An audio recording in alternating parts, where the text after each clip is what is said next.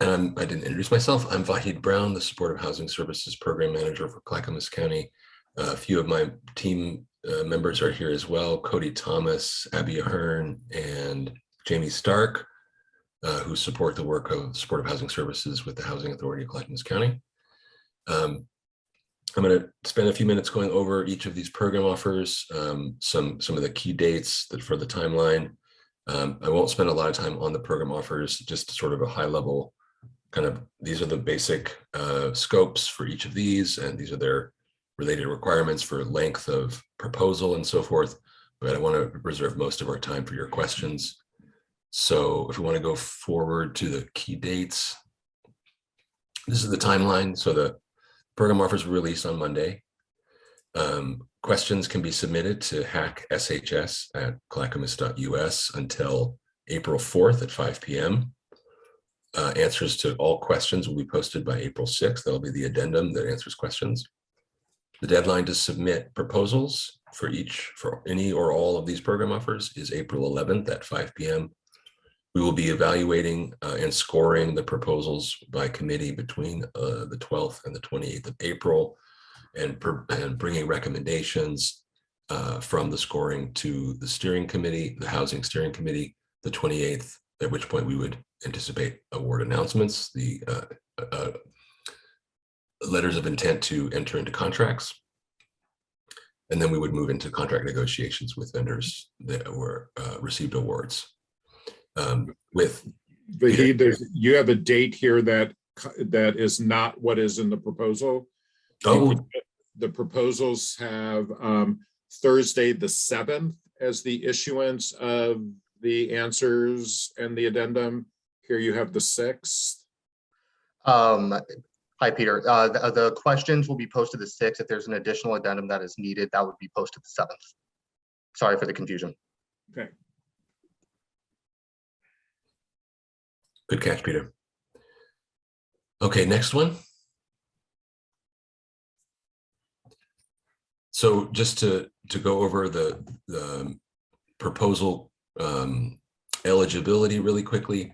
So each of the program offers identifies a relevant service component or service components. A couple of them involve more than one, and they specify that the proposer must be qualified for that service component or all of the service components in a program offer that requires multiple service components and qualifications under those.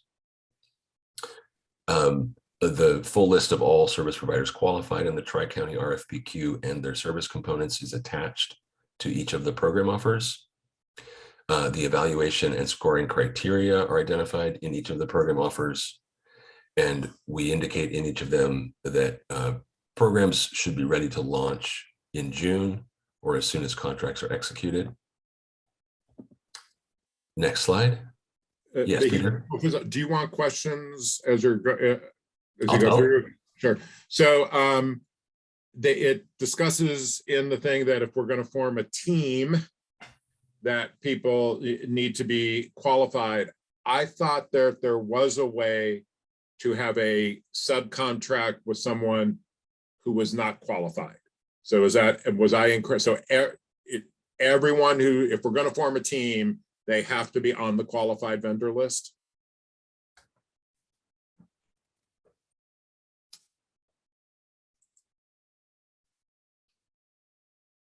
Yeah, I think that's what we were originally contemplating, was that qualified vendors could kind of work together and team up and propose, a lead agency with could be a partnership or a subcontract relationship.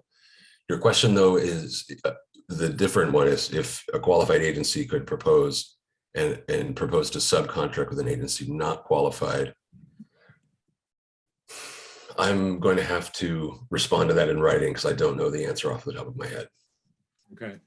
Then my next question is, and I had asked this already of Abby earlier in the week, we were told earlier on that we were going to receive a more comprehensive list of qualified folks that was both by county and by service, because I know that there are some folks that in other counties that are not on that list, and I'm still waiting for that. Is that coming? Yeah, I think there is a spreadsheet that identifies all that that's available, Jamie. Actually, I'm sorry, Washington County is actually completing that. They had to get with a couple vendors and finish up some questioning, and they're putting that list together, and hopefully it should be out soon. But the list that was included those are all of the Clackamas County. There's no one else that will be added to that list. Is that correct? Yes. Thank you. Let's go through the program offers here. I'm not going to read every word on every one of these slides, but the emergency shelter program offer, you have to have qualified in that service component, shelter and transitional housing. We have an estimated budget of potential awards. Proposal maximum is 4 pages, 2 of narrative, 1 of budget, 1 of proposal certification. The next slide summarizes the scope of work listed there, but that's also in the program offer. It does include, potentially new shelter, supporting existing shelter, enhancing the services provided at existing shelters, or maintaining previous expansion of shelter that was predicated on short-term or one-time funding. The rest of this, I'm not going to read through all of this, but these are pulled word for word from the program offer itself. So this is high level, the scope of work for that program offer. Next slide. Outreach and engagement. So again, you have to have qualified under the outreach and engagement service component of the Tri-County RFPQ. We have an estimated budget of all awarded contracts being around $700,000. Same page length requirements, 2 pages of narrative, 1 of budget, 1 for proposal certification. The scope. Next page. Can be mobile outreach or site-based. And site-based is identified as a day center or a pop-up kind of thing that does site-based services like safety on the street services for folks experiencing homelessness. The outreach groups will also assist with CHA, wait list, and cleanup, and by name list development and maintenance. Can include safety on the streets, connections to safety off the street services, connections to stable housing, mental health, and specialized outreach services. Next one. Justice system diversion services have to have qualified for all 4 of the components listed: outreach and engagement, connections to stable housing, supportive housing stabilization, and wraparound supports. Estimated project budget of about $750,000. This allows a little bit more pages of narrative because it's a multi-component program. It's a integrated services model. Next page. This the diversion services work in collaboration with agencies and departments of the criminal justice system, including law enforcement agencies in the district attorney's office, as well as us, Health, Housing, and Human Services. Focuses on diverting households who are experiencing homelessness from involvement with the justice system and engagement with case management and housing services. Next one. Housing Authority peer services. So this, to qualify for this one, you have to be qualified for wraparound supports, that service component in the Tri-County RFPQ. Budget is around $275,000, 4 pages maximum, 2 of narrative, 1 of budget. Go to the scope. So this is to provide peer services to residents in Housing Authority properties, make referrals to services, coordinate events with residents, relationship development with property management and HAC staff and residents, and work integratively with the resident services team at the Housing Authority. The next one. This is a 2-component program offer. Generally, case management and case management services, supportive housing case management services for folks who are receiving rent subsidies, in this case, primarily the regional long-term rent assistance subsidy from our program, and similar case management services for the federally funded Shelter Plus Care program. So you have to have qualified for supportive housing stabilization or wraparound supports through the Tri-County RFPQ. An agency can apply for both of these, but need to indicate if they are. And if an agency is applying for both of these components of the program offer, then there should be 2 proposals, right? 2 pages of, well, 1 proposal with a little extra length, 2 pages per service component. So if you were applying for general supportive services case management and to provide case management for the Shelter Plus Care voucher program or rent assistance program, then you would have 2 pages of narrative per component of that proposal, and 2 pages indicating your budget for general case management services and the budget for Shelter Plus Care services. Next slide. This is high level, the scope of work for general case management. This is supportive housing retention, case management work for folks who were previously experiencing homelessness but are housed with an ongoing rent subsidy. It's the next slide. Same thing is true of this component, the Shelter Plus Care. It's providing supportive services, case management, and housing retention work for folks who are previously experiencing homelessness but are now housed with the rental subsidy of the federal Shelter Plus Care program. Next slide. Now we can go back to Hollywood Squares and kind of open this up to Q&A.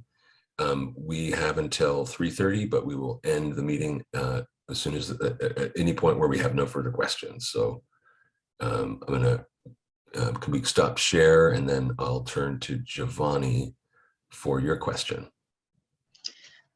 So I'm new to this, but excited to be here. So I have a couple questions. So on the supportive case management, are clients referred to the agency? Do we work with our existing clients? Like, how does that happen? Yeah, that's a great question. Thank you, Giovanni. So clients that are will be matched through with the supportive staff from the supportive housing services team with the case manager or the agency providing the case management services. So that could be you know, a variety of ways. You know, a client that an agency is working with could be referred for rental subsidy through coordinated housing access through CHA. And then they would, you know, once the eligibility was determined, they might be referred for a voucher. And at that point, they would be matched with a housing navigation and placement partner, and then matched with a supportive services agency. And we use kind of participant choice forms so that when a household receives a voucher and they've been placed in permanent housing, they have the opportunity to select from all currently existing contracted providers that are providing that service to indicate their preference. So it's all that is to say that there could be that a client that you're working with, that your agency is working with, ends up through that process having the opportunity to select to opt to continue to work with you for those supportive services. Does that answer that question? It does. I see other people have their hands up. Just the other question, as far as like the vouchers, will we, because like I have clients that I'm working with that do not have vouchers. We usually wait for someone to say, hey, Giovanni, do you have some people that you can refer for these vouchers? Will we have access to vouchers, or is this strictly to work with people who have gotten vouchers and then we do the kind of supportive services after the fact, versus I have 16 people, let's just say on a wait list who are houses we're supporting. Will we have access to those vouchers to service our clients and then go through these provide all these services, or are we just somebody picked you, provide these services, if that makes sense? Yeah, it is, and it's a little bit complicated, and I don't want to make it more complicated with my answer. I'm going to look to Abby. Do you have I don't want to further confuse this by sort of, well, yes and no, but yes and no is kind of my answer. It is a yes and no. It is, I guess it's a yes and yes, more so. We have a coordinated entry system. We have processes within the coordinated entry system to help agencies be able to get folks they're currently working with into services.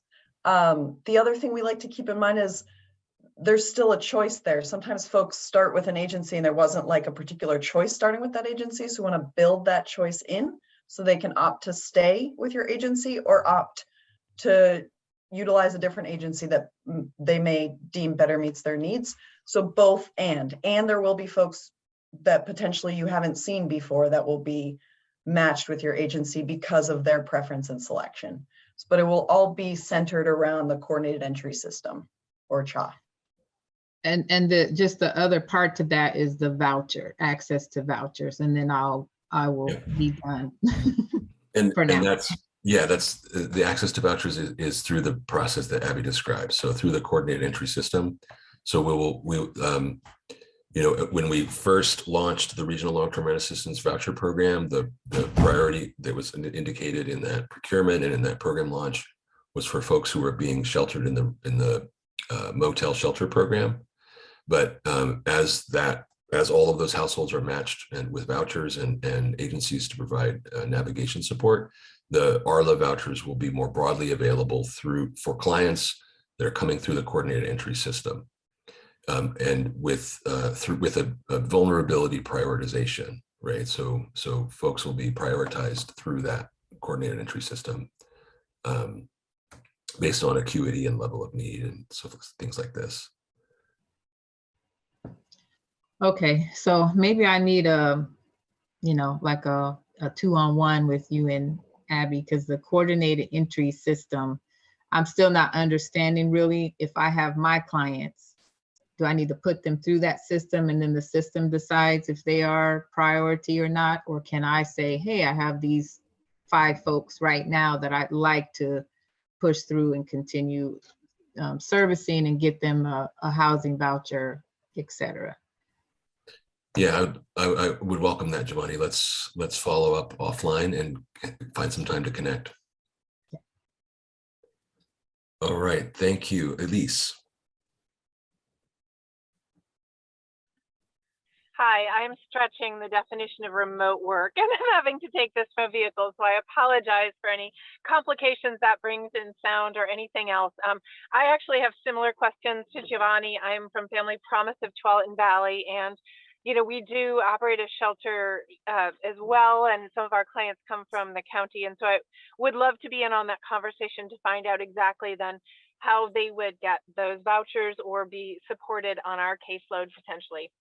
But that wasn't my initial question. My initial question was regarding the caseload. It's 1 to 25, and I'm wondering how long the contracts are. So how long do we follow these individuals? Maybe I missed that in the description, but you have 25 folks and we know it doesn't end the moment they get into housing. How long is it meant to be for? Yeah, so I'm sorry, I got an echo. The contracts for through that procurement, that program offer would be for a year with 4 additional years of renewals available to an agency. So that's just as long as the milestones and kind of performance metrics in the contract are met satisfactorily, we can renew for up to 5 years. So we'll be looking at that. So that's the contract length. What I'm asking is for a particular client. So we put a particular client in housing, and now we have 25 clients in housing. Is each time someone housed, we get a new client, or do we follow them for a year or 2 once they're in housing? How is that 25? What is the cap on the time working with the client? And can I ask you a clarifying question, Elise? Which service are you speaking to? Like supportive housing, case management? Sorry. Yes, thank you. Sorry about that. Yes, supportive housing case management. So as long as contracted, then the answer would be for as long as the household is wishing to engage with those services. So a household can opt to graduate off or decline to further engage with supportive services at their discretion. But unless and until they do, then it is a long-term supportive case management relationship. Okay, good. Thank you so much. Thank you, Elise. And Peter. a quick follow-up to that. Can a client decide, can a household decide, I don't want case management, but still maintain their housing voucher? Yes. So okay. So I'm still confused about all of these, so as well. What I'm not seeing a program offer for is the connections to stable housing. So walk me through this. We have family, and we're interested obviously in shelter and the case management as well. So a family comes into Annie Ross, we're providing shelter for them. Who is helping them find housing? Yeah, in this, so this is, we are issuing a program offer in a few weeks for connections to stable housing. So that will be coming in the next group of program offers. And that is, those will be contracts that are specifically for case managers who are matched to clients to help them find and obtain and move into permanent housing. That is not something that, so the service component of outreach and engagement does include the connection to stable housing. So that is something that a contracted provider of outreach and engagement services could also conduct with a client. If they were working with a client in an outreach capacity, doing street outreach, developing a relationship, help that client apply for a voucher, they receive one, they can help them, they can provide those navigation services as well. That's included in that scope. So there's going to be overlap. There's going to be, you know, each of these components sort of are meant to kind of complement the other. But we will be issuing a program offer for navigation and placement. And so until then, and should we apply, and I think we would, and hopefully be awarded it, but at the start of it, when I'm crafting our shelter proposal, I'm not talking about, and when I'm crafting my shelter proposal and my long-term case management proposal, I'm leaving this gap. I'm not talking about helping people get housed, because that's not what is on the table right now. And we were not qualified, we did not go for qualifications for outreach.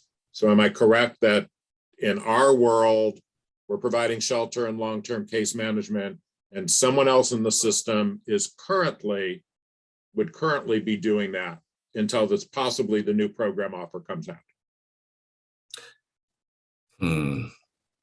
That's I think it's that maybe that's making too hard of a boundary there between different service components. You know, if your shelter model is to work with households to, you know, address barriers, connect to permanent housing opportunities, and assist them in obtaining them, then that is, you know, technically housing navigation support. But it's also part of the provision of shelter services, since those are meant to be temporary. Abby, do you have a thought that you'd like to pop into this conversation? Because I see you're looking thoughtful. Not really. Okay. Sorry, but I think it's a complicated thing. Yeah. Yep. So yes, I mean, I think.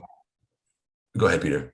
Well, so I mean, it is complicated, and sometimes when we have 30 or 40 pages to write something, complexity is great. When we have 2 pages, which I love, but when we have 2 pages, I don't want to waste a paragraph or 2 discussing something that you guys are going to read and go, that's not what this is about at all.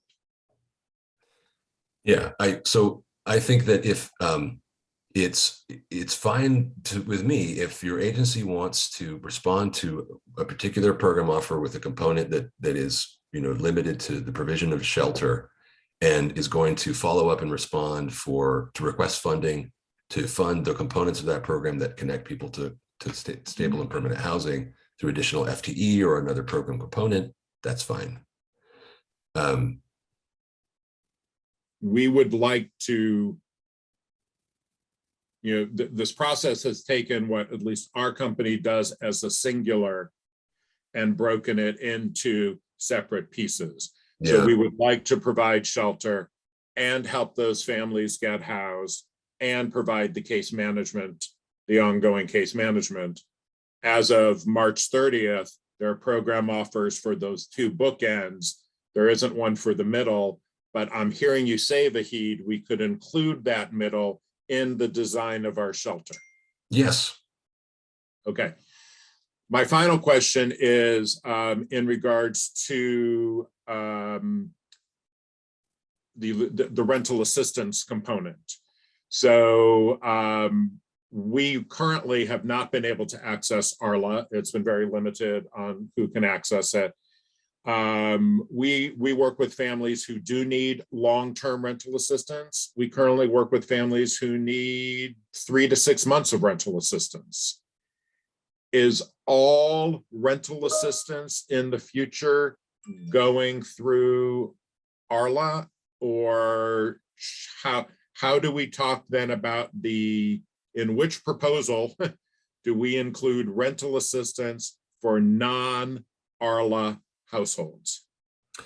That is another program offer that will be coming out in a couple of weeks for prevention, short-term rent assistance, and rapid rehousing. So that would. So wait on that one. Yes, if you're looking for, so the regional long-term rent assistance, the ARLA program is a long-term rent subsidy. For families that need a shallower subsidy or a rapid rehousing approach, we will be putting funds out to support that activity. Okay. Thank you. Thank you, Peter. RJ. All right, thanks for that clarification. I kind of want to bounce back to how you said that we can work with clients in supportive case management for as long as they want. But I've done this for a while, and sometimes you do get clients that are like, okay, I'm done. I don't need you guys anymore. But then 3-4 months down the line, you're getting a call from the landlord, and maybe even the client's like, hey, but I really need your help again. So is there that flexibility to have someone say, like, I don't want services anymore, but then come back later in the future? Absolutely. Awesome. Thank you. Thank you, RJ. Melody.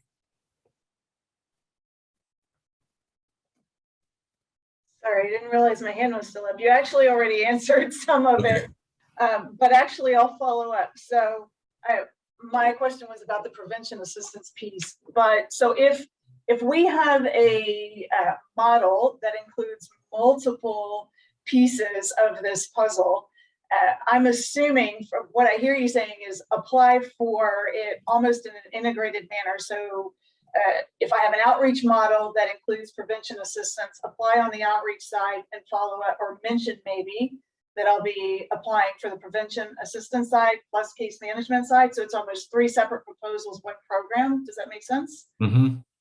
Okay.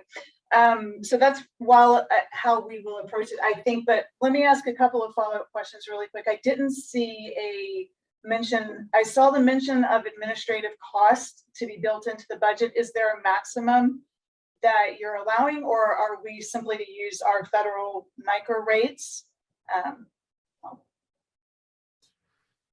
Yeah, this is Jamie, we didn't have a settled maximum in our previous round, did we? We did not, but I believe there is a tri-county effort to keep the percentage the same across counties. If you do qualify for a federal rate, that is something completely different. Okay. So we'll get you the percentage and put it in the notes. Okay. I mean, I would attach, if we submit anything, I would attach the NICR rate with it as well. In your timeline, do you have any flexibility in terms of the scale up? Because if you do have to scale up, there's about a 30-day timeline in there. If you've got an HR system, not saying we do or don't, but if you have an HR system that is more of an 8-week process, is there any flexibility with that scale up timeline? Yes, I mean, I think we in some of these programs we are scoring for readiness, and so that would be there are going to be points associated with that, but aside from that, yes, absolutely. We have been working with partners in the rollout of this program that took several months to initiate services, and that was just part of being a new provider in the county, and we really needed to work together to kind of. They had hiring struggles, which is a common across. I think all of us probably are familiar with that. So yes.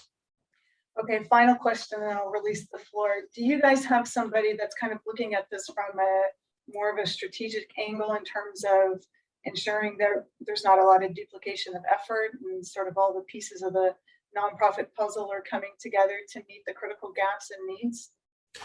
Yeah, that's we are, as a team, we are trying to do that on an ongoing basis.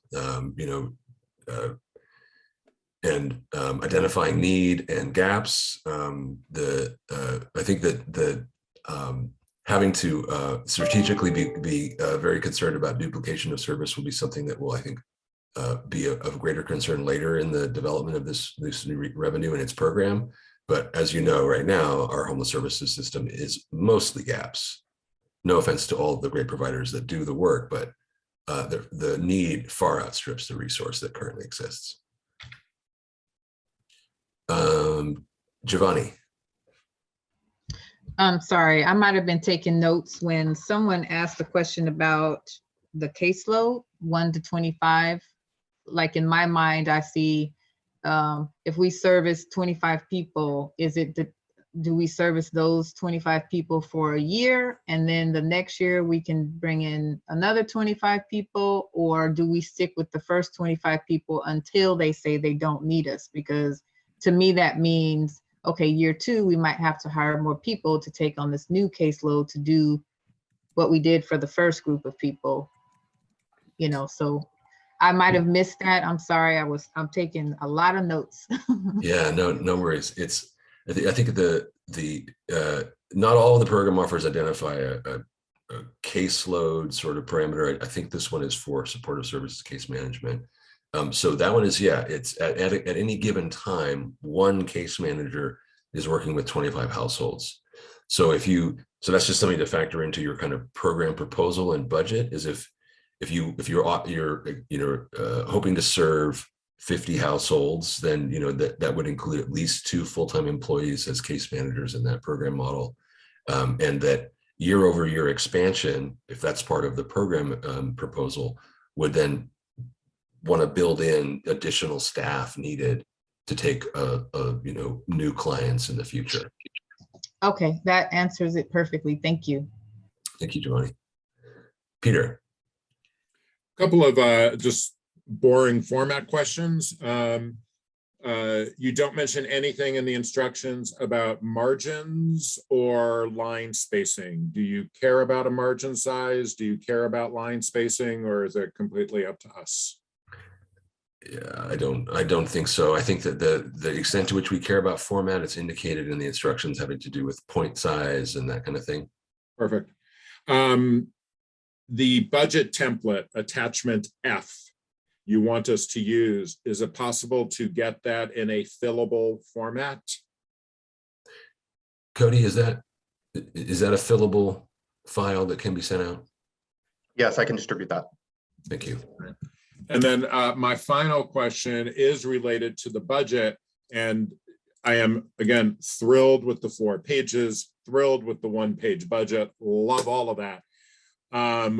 But sometimes what we internally use in what I think a category means and what you think a category means may be different. And the 2 sort of headers, one of program operation and one of client service, was not defined. I have a hunch as to what that means. I don't know if you have that same hunch. Are you leaving it up to us, or do you want to send out there's only 4 categories on there. Do you want to say program operation is da da da da da? Do you want me to do it or you to do it? Yeah, I think we wanted to leave the template relatively high level so that the 4 categories are somewhat broad, and that we were seeing a lot of in previous procurements wide variation in the specificity of these budgets, and some categories that just weren't really touched on. So, and also just in some cases, it's difficult for us to tell what is this client services or is this program operations. So we wanted to call out at least that level, be broken out in those places, and otherwise, yes, leave that up to you. Thank you. Thank you, Peter. And then Giovanni, is your hand still up or did you have a new question? Nope, sorry, that's an old hand. Okay. And Jennifer. I'm wondering, in the emergency shelters piece, it says that they'll be connected to housing.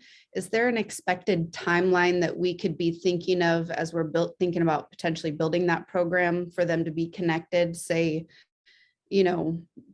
3 months out, within 3 months, we would be able to get them connected to an ARLA voucher. I'm just trying to think of turnover for emergency shelter and the capacity which would be needed. Is there any kind of an idea of how long it would take to connect folks to housing out of that program? I mean, yeah, that depends on the availability of vouchers and other housing opportunities and supports. I mean, there's other HUD vouchers and so forth, straw, short-term rent assistance.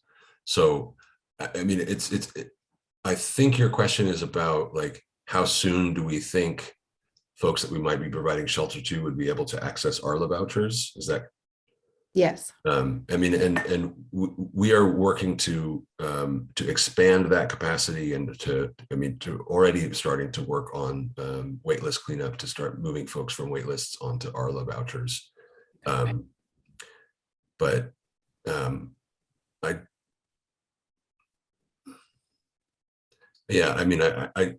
don't really have information that I can share at the moment about the timeline for ARLA voucher expansion. Fair enough. All right. Thank you. Thanks, Jennifer. Peter. You list in, I think all three of them, or excuse me, I think the three that we were looking at. Yeah. You list that these are, I don't know the language in front of me, but that the proposals are valid for 120 days after receipt. I had a hunch that there would be more program offers coming out. If there's a program offer that comes out within that 120-day timeline, can you look back and say, hey, we weren't able to fund your program now, but it's in this pool? That's how I read that 120-day thing. Is that not what that 120-day thing means? Does that mean something different? I think that tends to mean something different. That has more to do with that specific procurement.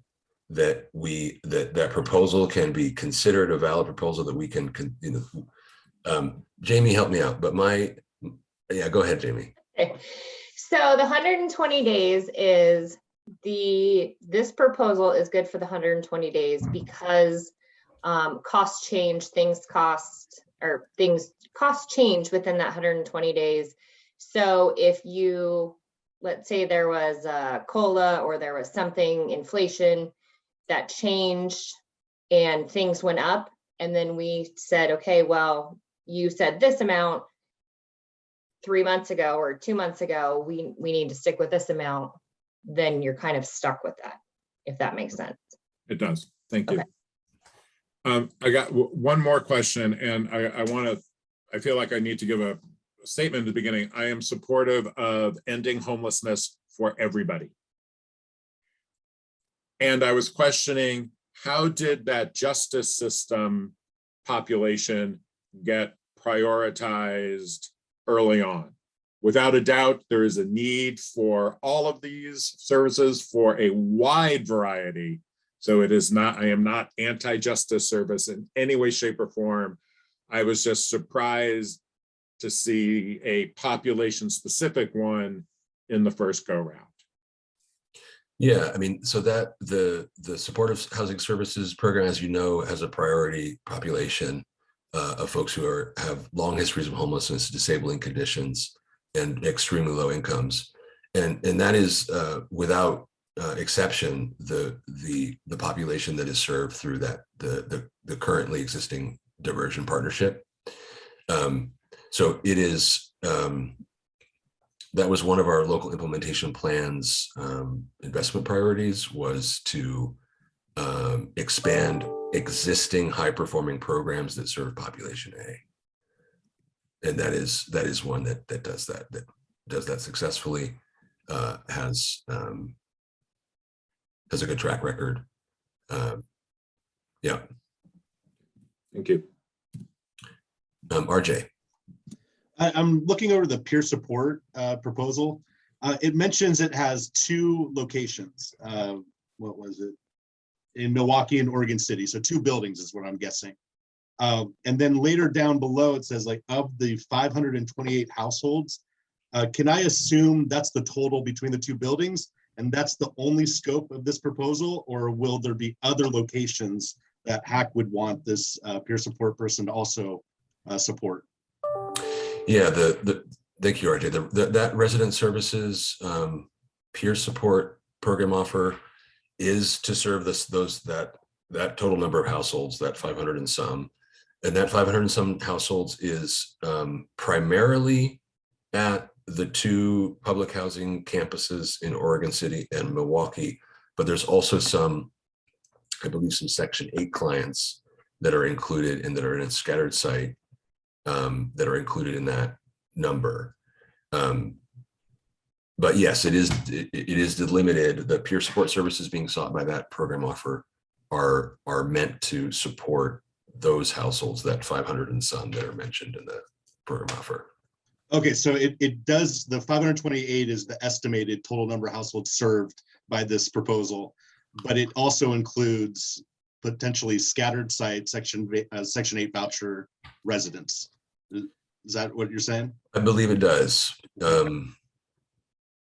My next question is, if we are or if we do apply for this, can we lower the scope with a lower budget to focus less than the 528 households with scattered site? Or are you really looking at a successful applicant would be taking the whole thing on as just itself? No, I think that's totally fine to propose to serve a number of the households at a different at a fraction of the overall budget. Yes, that's totally acceptable. Okay, thank you.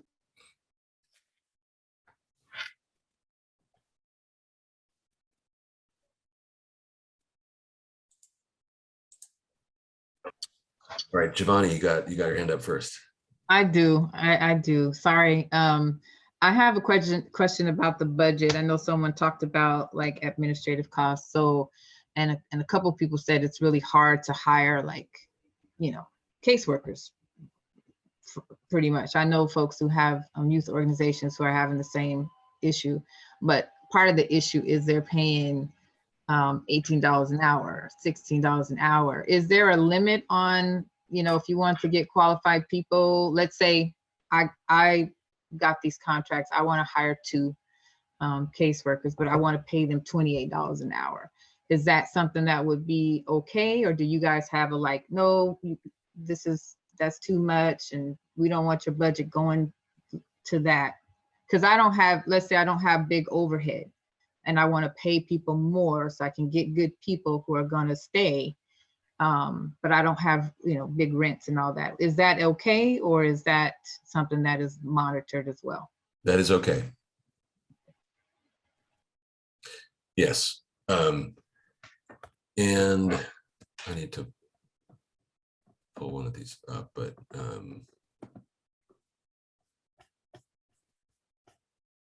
I don't have this entire program offer memorized. I apologize. But Fahid, there is a little bit of language in here that kind of makes it sound like, the best bid wins and the best being the lowest. I mean, there was some language about, the cost of your programming that I hadn't seen in more traditional RFPs, which could imply, and I agree with Giovanni, let's pay staff, and this has been a value of the entire process. Let's pay staff livable housing, wages.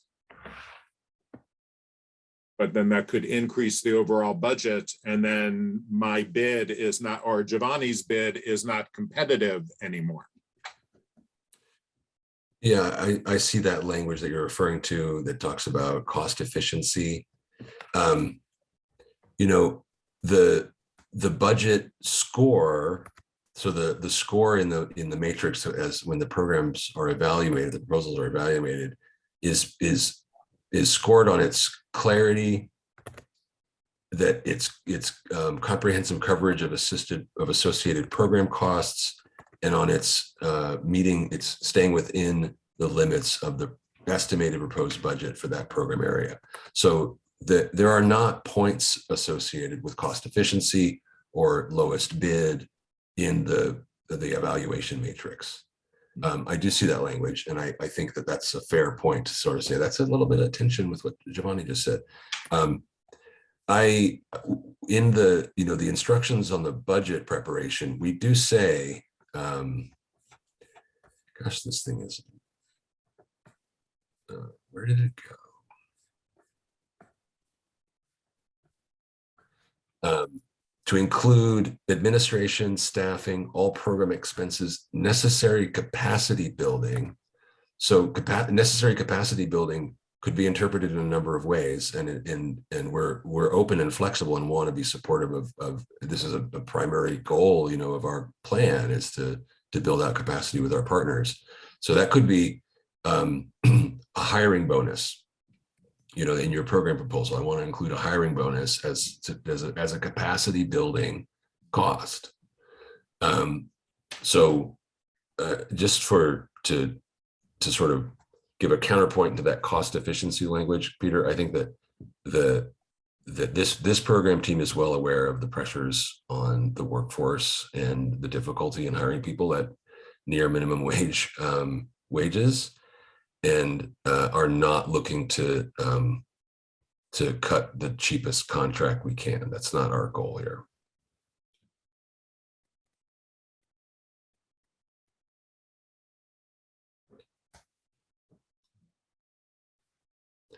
Marty. Yeah, one of the things that I have a question about is we've been the victim of lost in translation in our proposal, if you will.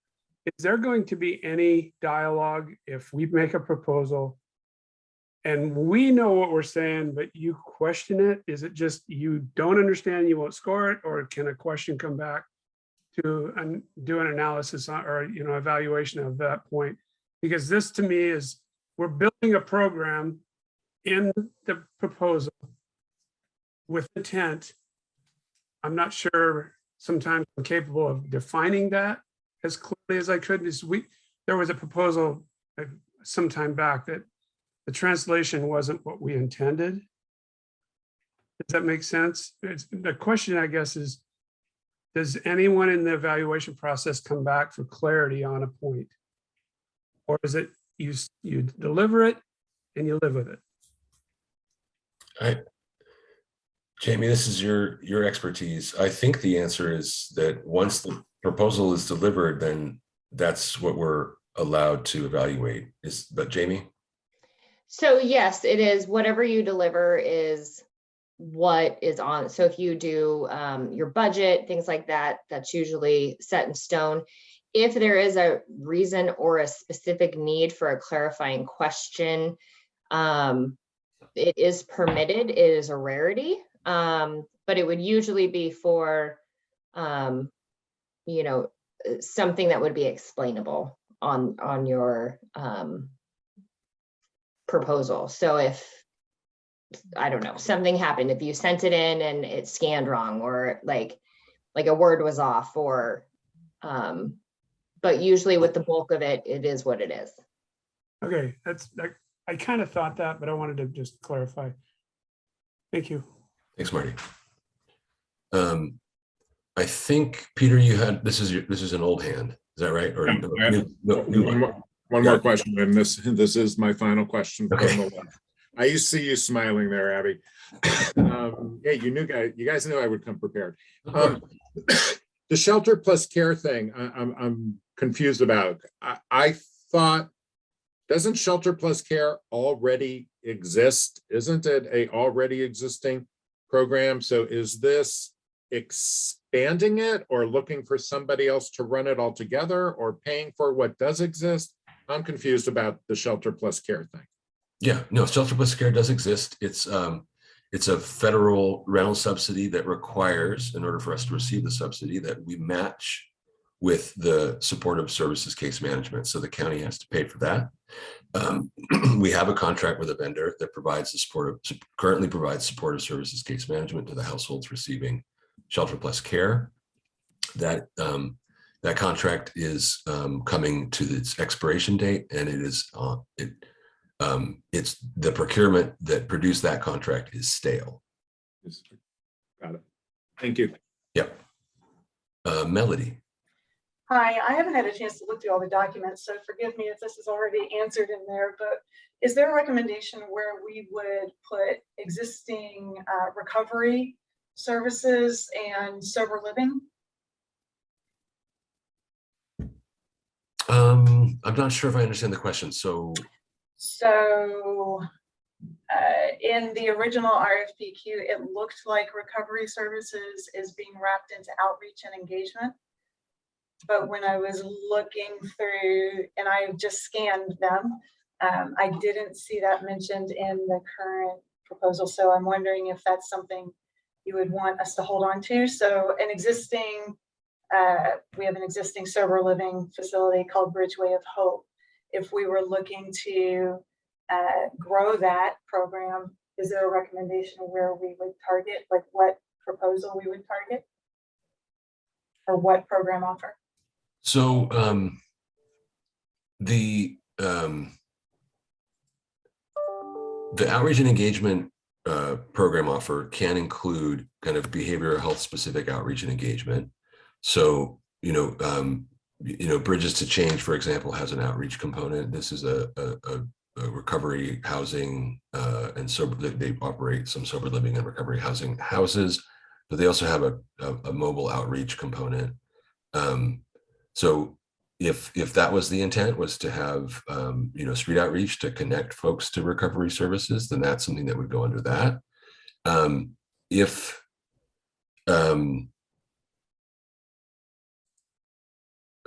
not sure. Abby, I was thinking more about our actual building facility. Structure, facility, and growing the capacity of that program. Yeah, I think I would consider, you're talking about recovery housing. Don't think of recovery housing as its own component or its own thing. Think about, if you remove the recovery piece of it, which component does it fit into? So if it's housing, it's housing. And if it's long-term housing, then it's long-term case management. Okay. Is what I would say. I don't know if that feels right to you. Yeah, actually, that feels helpful. I think it may fit better there. We have a separate mobile outreach team that does connect to services, but we have a facility that would fall better into the housing. So thanks for that. Thank you, Melody. Elise. I think parts of this have been answered, and I just want to put it together in one package just for clarification. So Family Promise of Toilet Valley operates a shelter. We also then provide case management and housing navigation for our clients, and also graduate supportive services.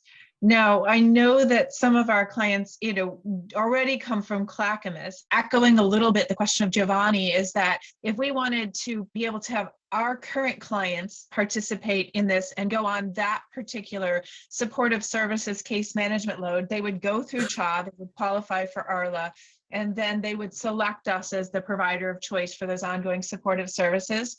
But then the gentleman from Annie Ross pointed out that interim bit is something that's yet to come. And so I feel like we're in a little bit of the same situation as the Annie Ross house, where we do think of it as more of a continuum and not these discrete items. And you may be waiting for a question in here, and I'm not sure I have one. I just want to make sure that part is clear, because if we were to wait and apply for that sort of more case management role, we see that as not stopping at the shelter's door either. Yeah, and I don't, and I was seeking to not make hard definitional distinctions between these things. I think that as if an agency is providing shelter services and those shelter services include helping households prepare for applications for housing by removing barriers, getting them identification, helping them apply for housing, helping them go to community warehouse. Those are all things that I think fall within the scope of shelter services. So, I don't think that we want to draw a hard line and say that, well, you need to apply under the navigation and placement in order to have any funding. If you have staff at your shelter who are doing that work, that's shelter work. And so we will fund that through the shelter program offer. Does that make sense? Okay. That absolutely makes sense. And then on a very specific note, we're just still waiting for some communication back and forth with you and Jess about that component for our organization, correct? Yes. Yes. Okay. All right. We'll hang tight. Thank you. Thanks, Elise. RJ. So there's a lot of stress that says you should be ready and prepared to execute in June or as soon as the contract's executed. However, if we're applying to something brand new, we're going to have to hire. Yeah. And I'm sure you guys at Clackamas realize the labor shortage and crunch. And instead of taking like typically a month to hire someone new, it's taking many months. Yeah.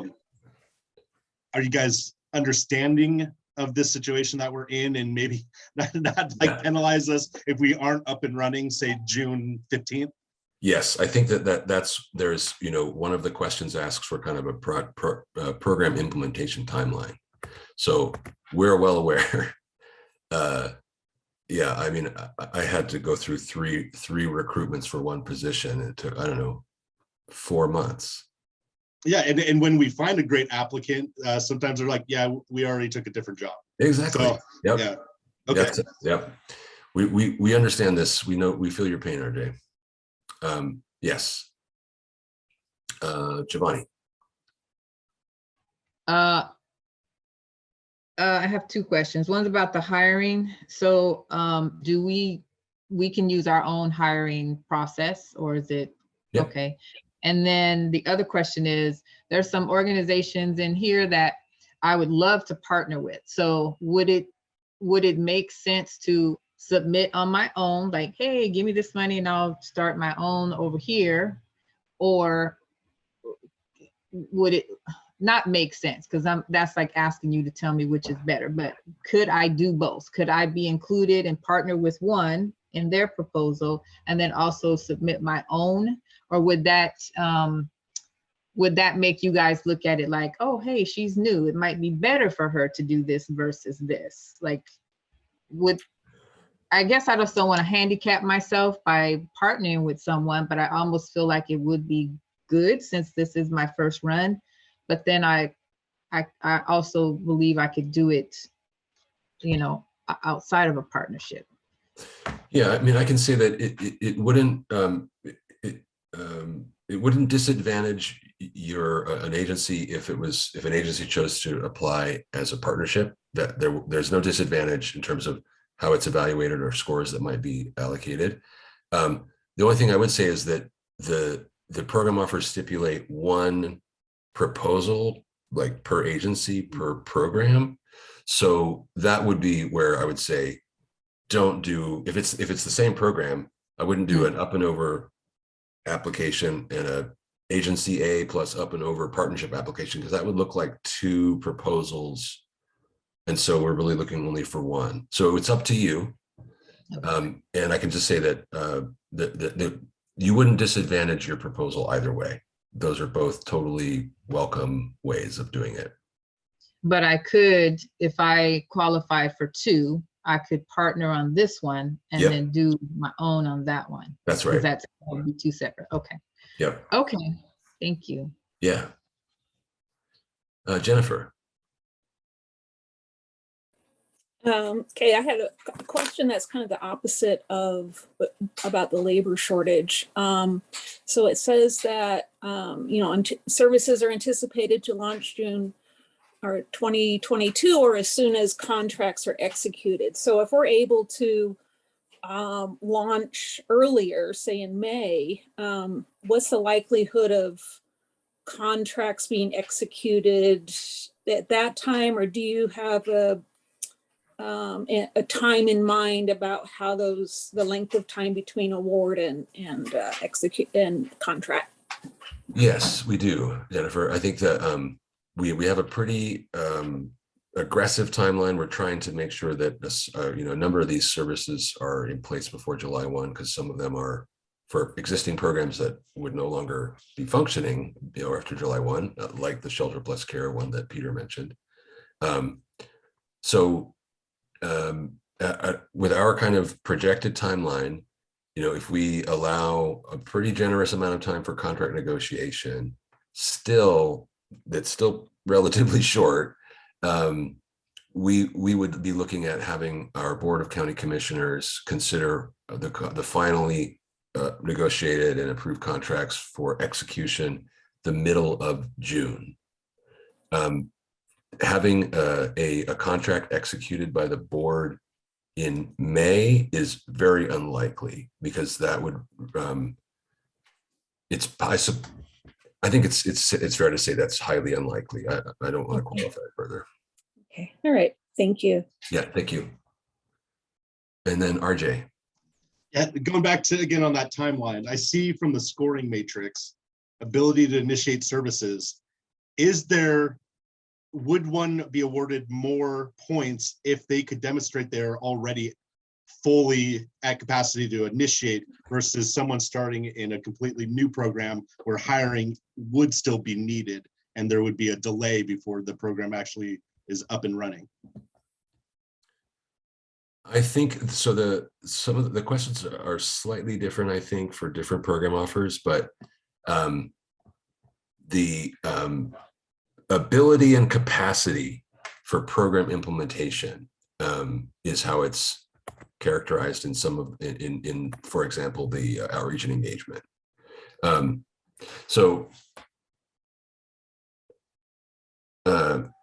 That one does not have a temporal qualifier. So the ability and capacity is really what's being assessed there.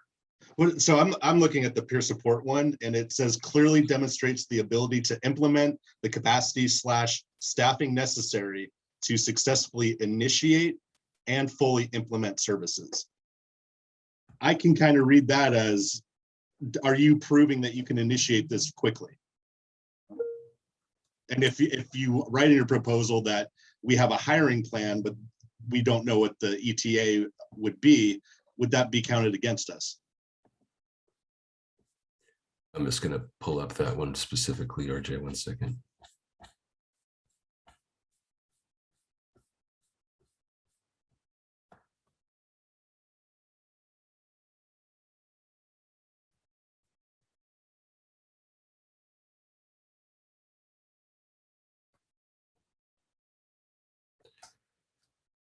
Yeah, I mean, clearly demonstrates the ability to implement the capacity / staffing necessary to successfully initiate and fully implement services. Again, there's not a temporalizing modifier in that sentence. So I think that that may be, there'll be a committee scoring these, and they'll read that, and they'll read the proposal, and they'll assign a point score for that question. And we can, work to make sure that there's clarity across our committee about what each of these questions is looking at. But I think that it's possible that an agency that says, this is our plan, this is our timeline, we're looking at, implementation, we've got the ability, we'll be ready to go within a couple of months or whatever. And then another program is looking at a 6 or 7 month time window for program implementation, that could be compared negatively to the program proposal that demonstrates more readiness. Okay, so it's also in the scoring matrix for supportive housing, case management. Okay, yeah, so that's what I kind of figured. If someone's proposing, it may take us 6 months to implement, and another proposal says 3, the 3 may be scored higher than the 6-month initiation plan, is what I'm hearing. Or it's like, we already have staff that we can start tomorrow. That could be the highest score in that matrix. Yeah, that's possible. Okay. I think, Peter, you're next, or did Jennifer? Well, go ahead, Peter. I'm still trying to define shelter and helping people get housed. So that helping. So I thought of it when I wanted to give credit to someone else. I can't remember who mentioned it. Would it be fair to say that actually paying a deposit and paying rent would no longer fit into the helping people get housed? Would that be as I'm thinking of, how far, we got shelter that's clearly over here. And then I'm trying to think of what is the limit. Would paying a deposit on an apartment, which we do quite a bit of right now, and actually paying rent, would that not fit, or could that fit? Yeah, I mean, I think that's something that we could, so the rent, I would say, no, that's more, that's the rapid rehousing piece. So if you're having a program where you're moving people from shelter into housing and paying rent, then we're looking at a rapid rehousing program. And that's connected and sort of continuous with your shelter. And so that is a program offer coming out in a couple of weeks. But what about the deposit? Yeah, I mean, the deposit is a pretty basic barrier buster expenditure.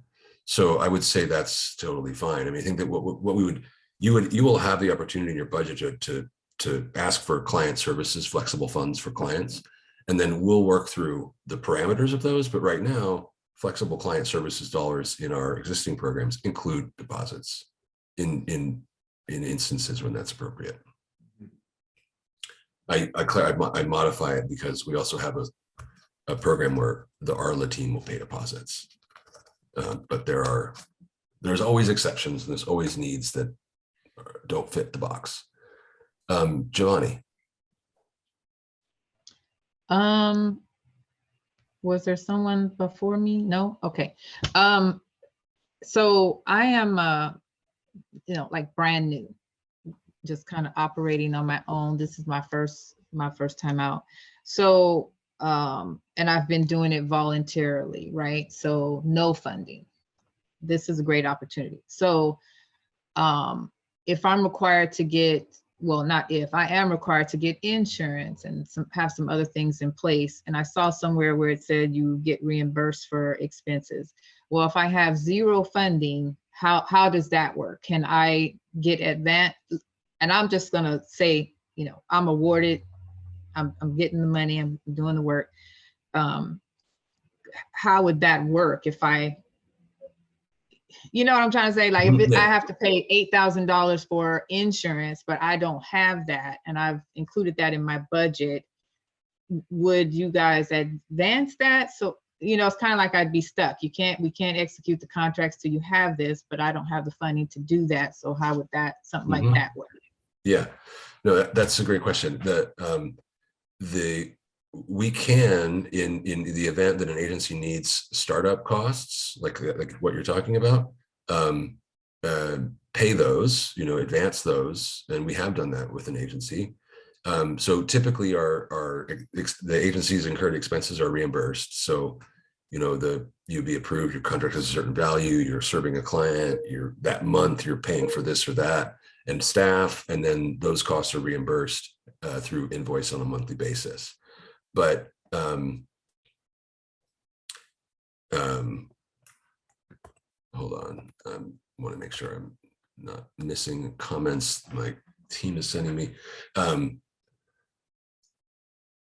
But you can't, carry a month of staff and all that stuff from zero. And so there are certainly good reasons to advance a certain amount of a contract's value at the front end to sort of get the program started and attend to some of those program startup costs, and then move towards a reimbursement model. Yes. Thank you. Yeah, and we are totally open to that. Let's see. So let me add a caveat to that as well. When you do your proposal, of course, put that information in there. From our last process that we did have to get approval for advancement from finance. So there is a process we have to go through, but has been something in the past. Thank you, Jamie. Yeah, and it was this kind of thing. There was a need for startup costs to initiate the program, and that need, I think, was acknowledged and approved by our finance department.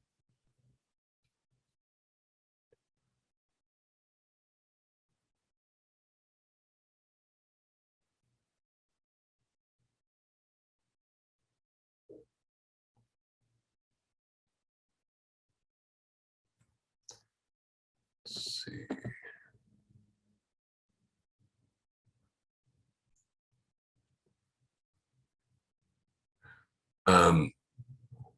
I just saw a message sent to me. There was a question earlier about, I think, Giovanni, you asked us about partnership. And a point was made by one of my team. You can also partner after the fact, right? So you can make a proposal, as up and over, we could, that proposal might be awarded and we could fund it.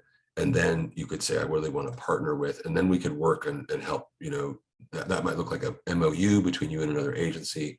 So if a partnership doesn't need to be explicitly articulated or this is, I am going to partner in your proposal, and it can still be something that happens even if you don't put a partnership in your proposal. Okay, perfect. Thank you.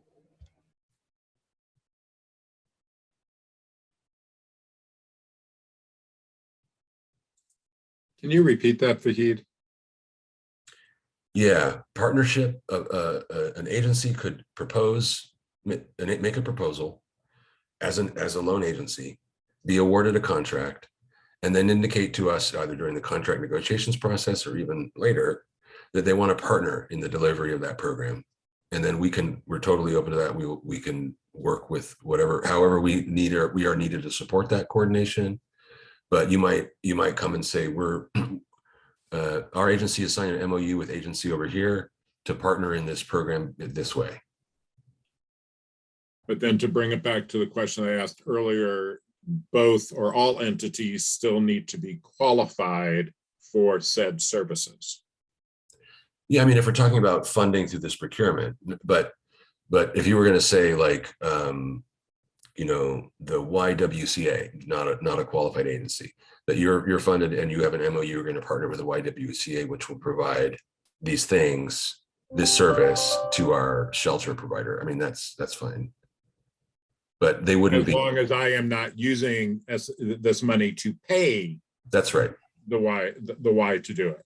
That's so right. If I'm paying them to do skill building or case management, then no, they would have to be qualified. Yeah, and that's an interesting question, because I mean, in your flexible client services, sometimes those look like payments to a vendor, right? Mm-hmm. Like if you need legal support services for someone, and that's an allowable expense in your flexible client dollars, well, that lawyer isn't a qualified vendor. But I guess you're not in that sense, you're not in that case entering into a subcontract agreement. You're buying the services. I'm making it complicated. I shouldn't do that. I do need to follow up on that question though, Peter. Just the larger question you initially posed. Back in the original meeting that the 3 counties had, the answer to this question before we were answering the RFPQ was, it depends on the subcontracting language from each county. So there may be counties that say no, and there may be counties that say this is what the subcontracting component looks like. Okay, we'll have to research that and put that in writing, because I don't know. I wouldn't want to have to issue another addendum and correct myself if I were to provide an answer there, because I had to do that before. And can I, Yeah. in the budget, you know, again, I love the simplicity. I sort of thought of I was thinking of the admin part a little bit different than just a percent. I was thinking of, you know, there are things that, you know, aren't, I've got sort of my direct team, got the program stuff, got this, and then sort of everything else above and beyond. But I just want to clarify, I think I heard Jamie say earlier that Jamie is going to come back and let us know the admin amount is X. And so then I may have to, okay, so we will be getting that, okay. Or the maximum. The maximum, yes, the maximum. And so remember though, that certain costs aren't included in the indirect admin fee. Mhm. So it would be something separate than your, you know, employees or, you know, things Right. like that. So. Yeah.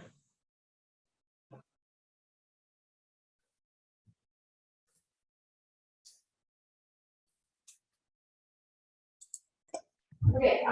Hey, Josh Gross from NAIA. Apologies if this question was asked. I noticed the budget template looks like that's just for the first year. I imagine we'll have an option to propose additional budgets for the following years at an increased amount to go with inflation and raises. Yeah, we've done that. So Jamie, correct me if I'm wrong here, but if we are approving we're entering into a contract, congratulations, you've won. And we're basing it off of that proposal that is for 1-year budget. And we're looking at, you know, baking into the contract COLAs or steps in the subsequent years, then that would be included in our contract negotiations. You wouldn't be locked. Awesome, thank you. Yes.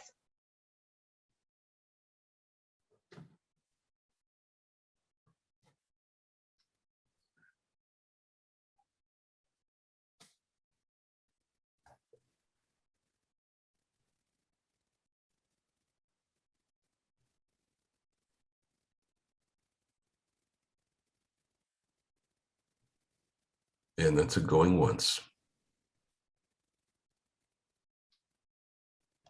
I didn't raise my hand, sorry. The question I had about, we were going to try to meet later and someone else asked if they could be in the meeting about how we service our current clients through that whole process. I've heard people talk about it and I'm not sure I'm as confused as I was in the beginning about it. It sounds like we can service our current clients. We just have to run them through that process and then they have to pick us as their service provider. Is that the easy answer, kinda? Yeah, kinda. I think so. If it depends on where. Yes. I don't want to reduce. So you're less confused now than you were at the beginning. I don't want to make that worse. Yeah. I want to add that.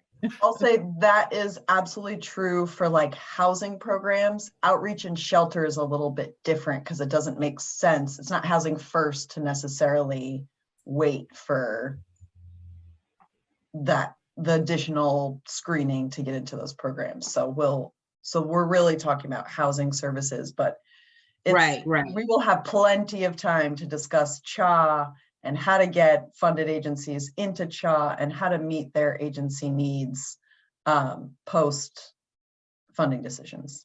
Okay, think that makes sense because all I can think of is if I have clients I'm serving, but I have to take preference clients from outside and not be able to service them, that will sever relationships and all of that. So, okay, I think I'm good. I think I'm good. Thank you. Yep.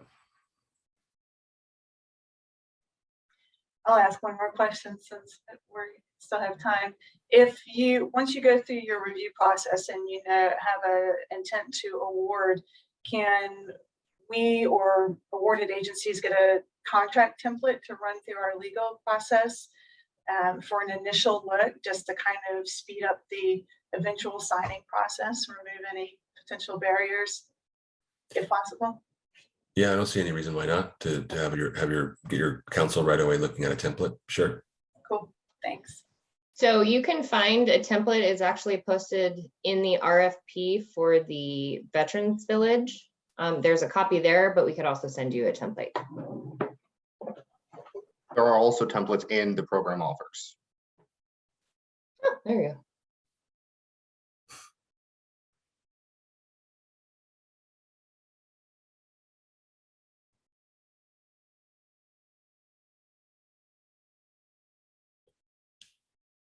Going once.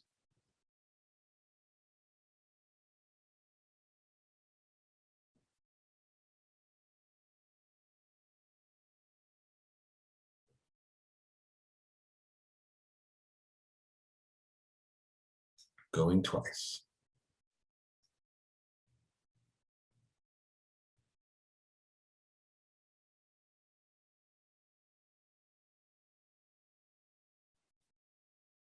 All right. Thank you, everybody. Thank you so Thank much. you. Yeah. Have a good one.